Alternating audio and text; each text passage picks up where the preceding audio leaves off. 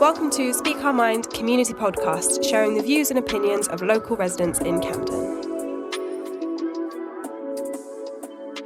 Okay, so I can say anonymous. Yeah. Yes. You can start with yourself. You know what to do. I start. Hello, and I currently live in Camden, and I've been living in Camden for more or less my whole life. So what is your experience of mental health and support in your community? Do you have any idea how? So I think that the mental health in Camden has actually gotten worse from my experience. Okay. Camden used to be very positive and it was an attraction for tourists as well, whereas I feel like now we've attracted, just a lot of bad vibes, if you don't mind me saying. No. And a lot of people that are unstable. Not to bash those people, but it's just not a very safe or friendly environment as it was before. My experience of mental health within Camden, I think when I was younger, I was a bit more free with my mental health, and I wasn't really aware of what was going on, but that was because of how safe I felt when I was in Camden at that age. Whereas now, I would say, not just mine, but I think other people's mental health has probably peaked high because of how unsafe it feels. If you go on the news, for example, there are a lot of, reports about stabbings in Camden, and Camden not being safe. It's not much of an attraction now. So I think that also impacts people's mental health and stability. People don't want to go out late at night. Camden's a hotspot for clubs and bars, etc., for young people to have fun. But me being young myself, I feel like a lot of young people don't really feel safe to do that anymore. So I think the mental health in Camden has peaked high because of that. Do you think there's enough support and services available to help people with their mental health? No. And I can say that across the whole border, not just for Camden, to be honest. Interesting. Do you know anyone friends or family members or acquaintances who wanted to access like mental health services or places where they can, like a go-to place? Do you think there are enough places like that in Camden?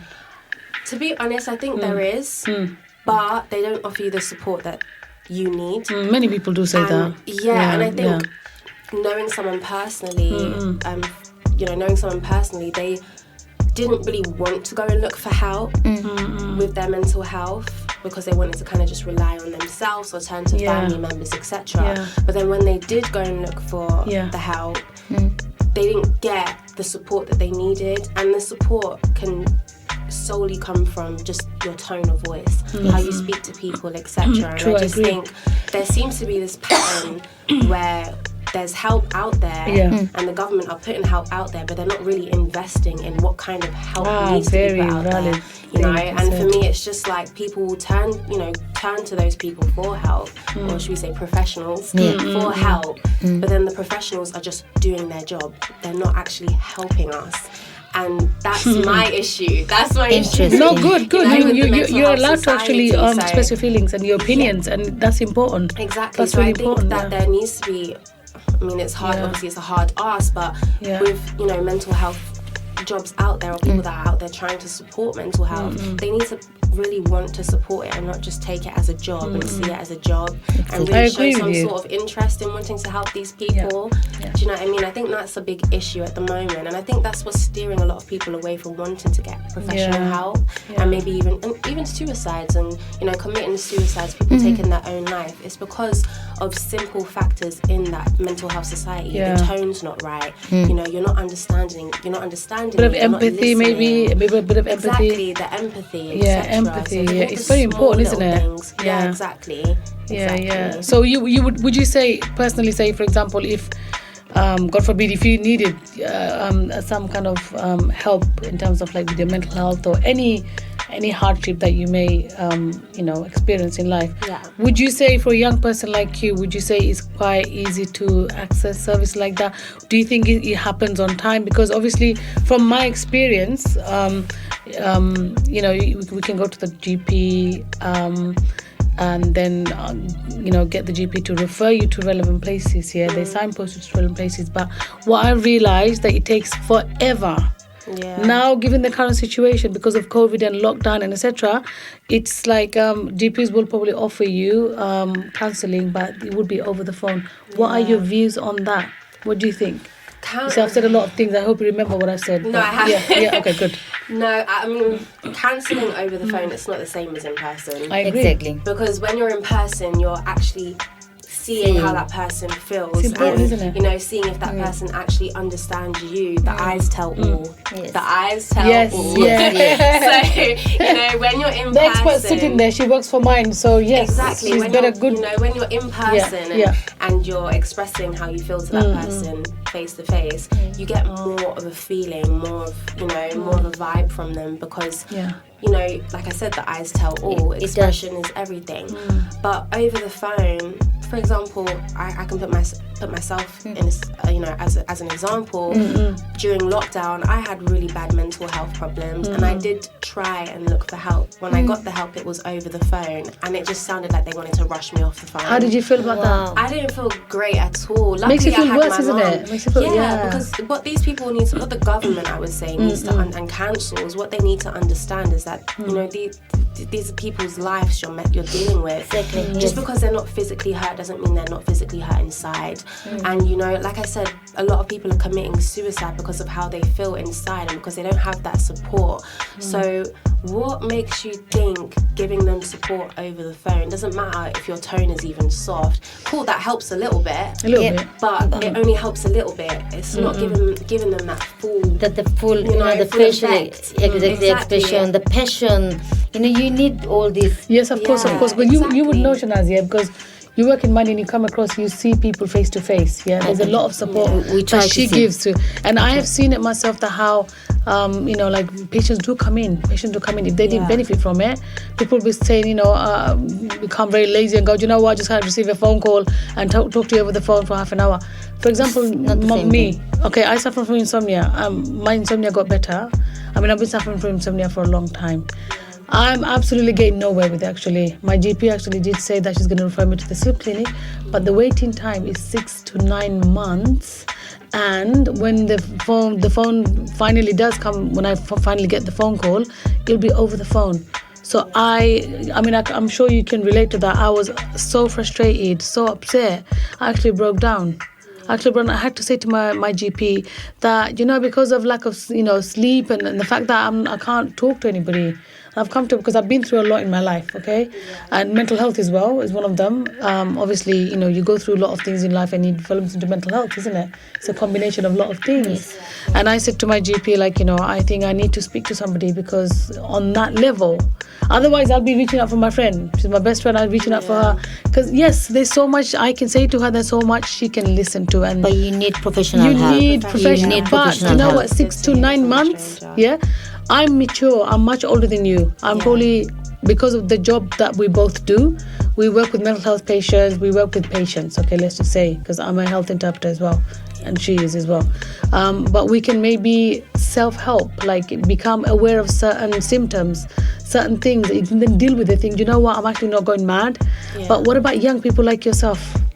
Yeah, do you understand? Because I can see that you're quite clued up with things. You're young, but which is really good. Yeah. But to be honest, as a young person, how I view it is just that I think a lot of young people that suffer from mental health, they just want someone that can just sincerely listen to them, and just really understand what they're going through.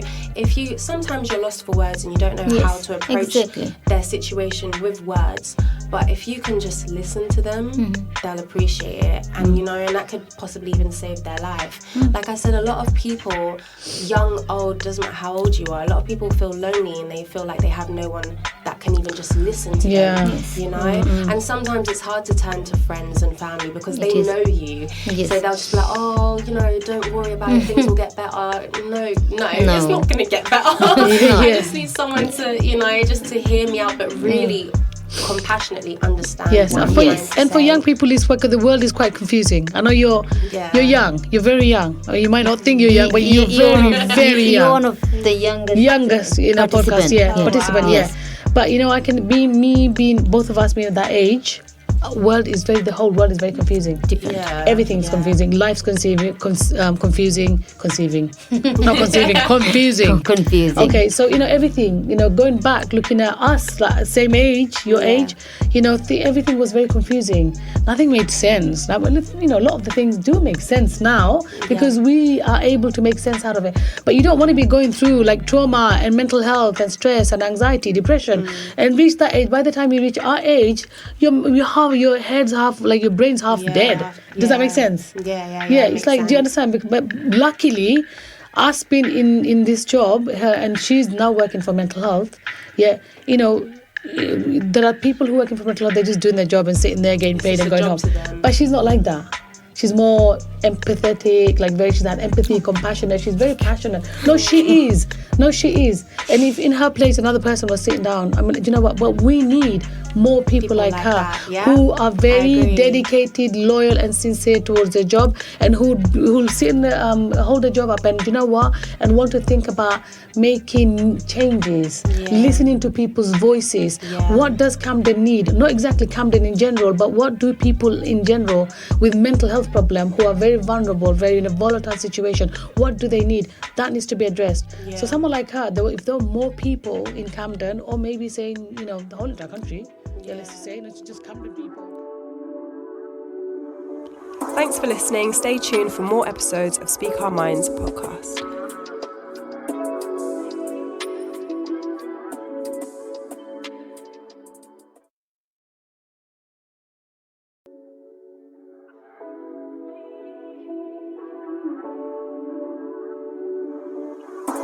Welcome to Speak Our Mind community podcast, sharing the views and opinions of local residents in Camden.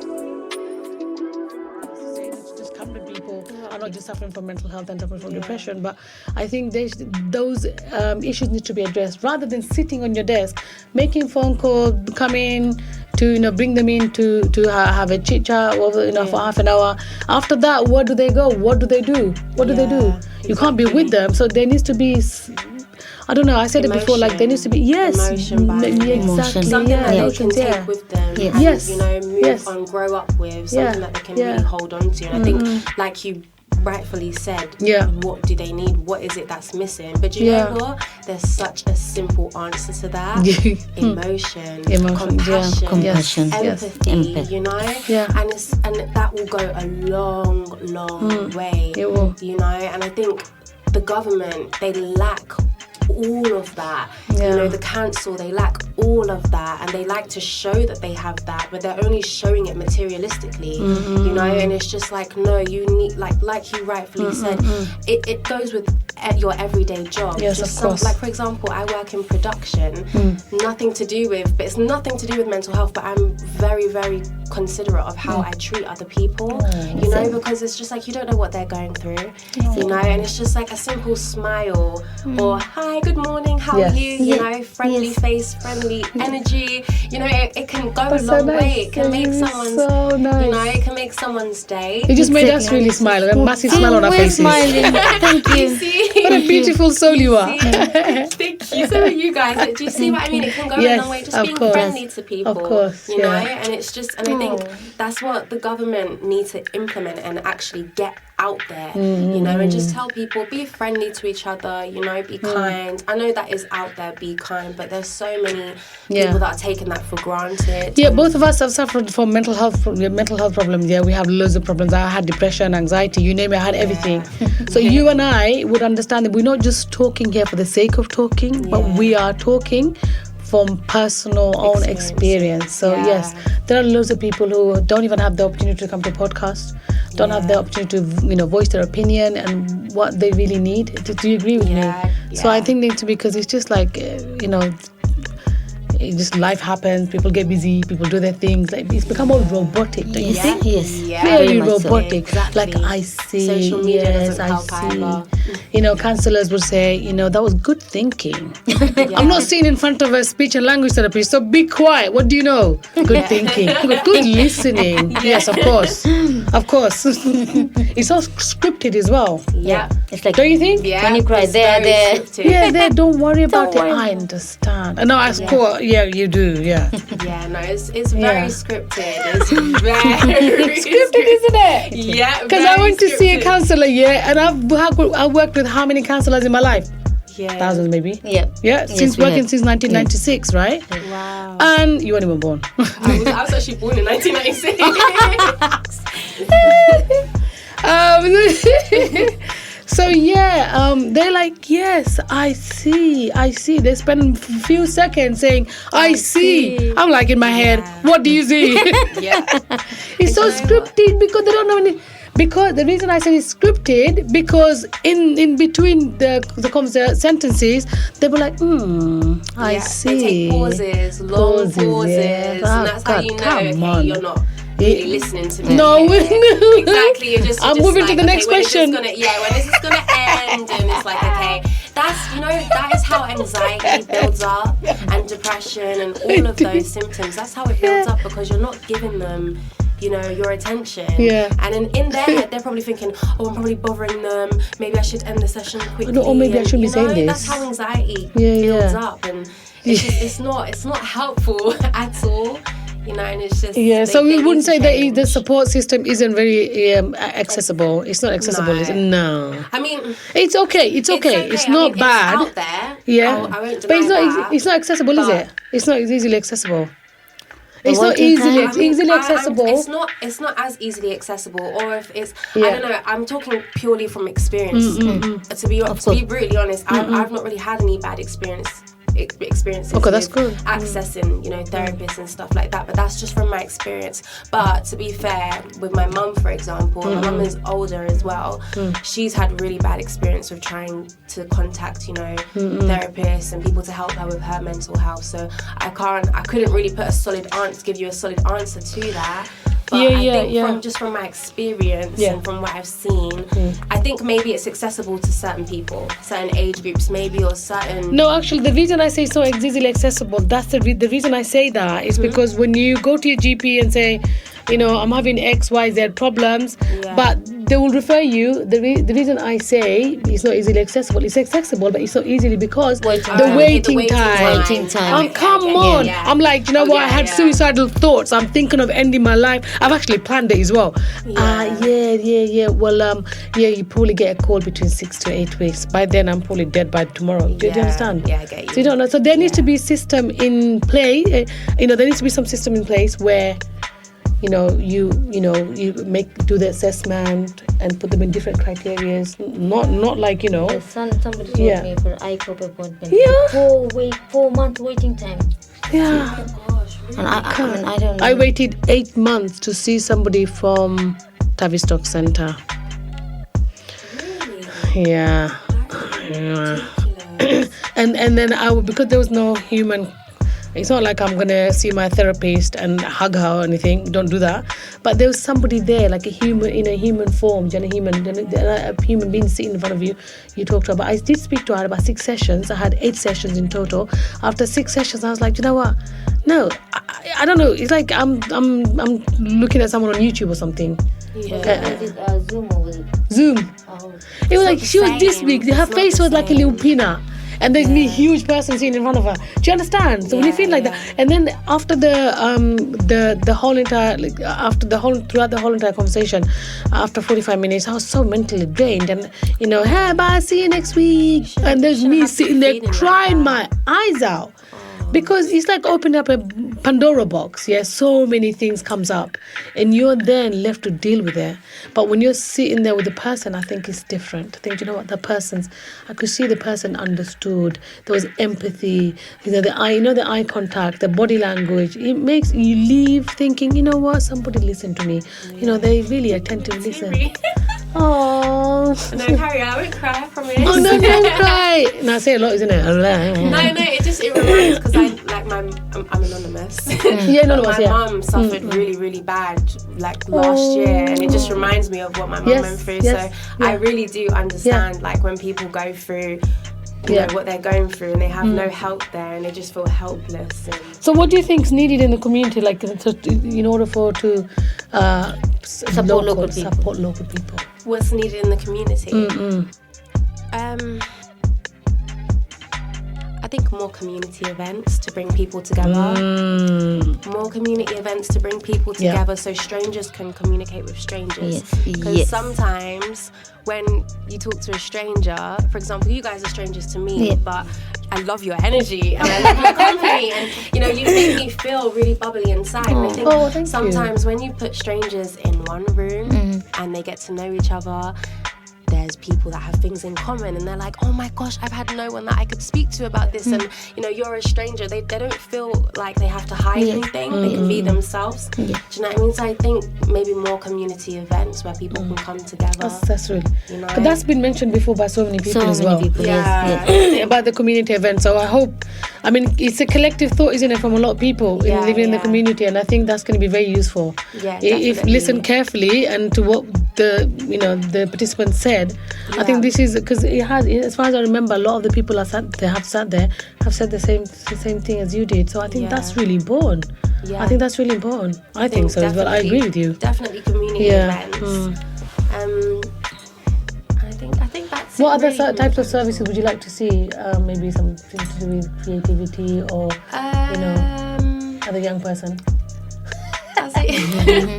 I would say. Maybe more just little things like festivals for young people in Camden, but open mic festivals outside, or things that young people like to do. A lot of young people, a lot of young singers, for example, do an open mic outside in the park. That's a really good idea. Something like that to bring people together, and people are like, oh, what's that? As a young person, just thinking about making opportunities, doors to opportunities. Exactly. So we'll grasp more people, and crowd, and.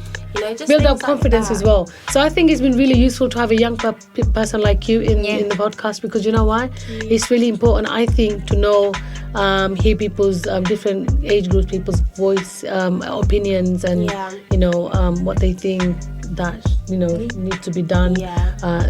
Things needs to be in place so that it can help people. Sorry to cut you. No, you're not cutting me at all. I just talk too much. I think what would help as well is maybe if you guys come together and then put an organisation together to help people that actually need help on the streets in Camden. For example, homeless people. Maybe if you guys come up with a plan where you're like, okay, we want to help homeless people with food and charity events or something like that. Whatever you have to donate, we can all come together as a collective and help these people, and just little ideas like that as well. And I think you'll be surprised. I see it a lot on TikTok and social media. A lot of young people actually want to help those kind of people in need, people that actually need help. So they need encouragement, isn't it? Because the young people are not financially very, well off. They, if they just, young people, isn't it? Just starting your life. And it's a positive message. It's showing a positive message out there and showing people that, okay, there are good people in the world. Of course. So just things like that, really. Oh, that's it. Okay. Is there anything else you want to say? You want to add anything else? Be kind. Be kind. Stay positive. Thank you. I know I'm anonymous, but if you ever need to talk, reach out to these beautiful young ladies. Oh, young. And I'm sure that will help. Thank you. Thank you for having me as well. Thank you for coming today.